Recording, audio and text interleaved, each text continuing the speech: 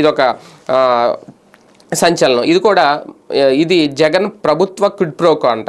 Private కంపెనీలకు దోచిపెట్టి 422 కోట్ల విరాళం పొందిన వైరం. విద్యుత్ ప్రాజెక్టులు పొందిన సంస్థల నుంచే 42.11% సొమ్ములు.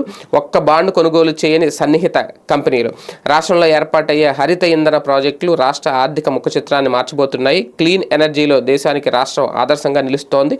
ఈ ప్రాజెక్టుల ఏర్పాటుతో భారీ ఉద్యోగ అవకాశాలు వస్తాయి. రైతులకు పెద్దగా ఆదాయం రాని భూముల్లో ఎకరాకు ఏడాదికి 30,000 లీజు రూపేణా అందుతుంది అని 2022 సెప్టెంబర్ 6 నిర్వహించిన SIPBలో సీఎం జగన్ అన్న మాటలు ఇవ్వట. ఈ చిలక పలుకులు అర్థం బాండ్ల రూపంలో వైసీపీ సాగించిన క్విడ్ ప్రోకో. 2004 నుంచి 2009 మధ్య జరిగిన క్విడ్ ప్రోకో వ్యవహారాన్ని మళ్ళీ ఇప్పుడు విద్యుత్ ప్రాజెక్టుల కేటాయింపులో జగన్ అమలు చేశారు. ఈ ప్రాజెక్టుల కేటాయింపుతో జగన్కు అధికారికంగా దక్కింది 109 కోట్లు. అనధికారికంగా దక్కేది ఎంతో అది కూడా రాసేస్తే అయిపోయేది కదా, మళ్ళీ క్వశ్చన్ మార్క్ ఎందుకు? అనధికారికంగా దక్కింది.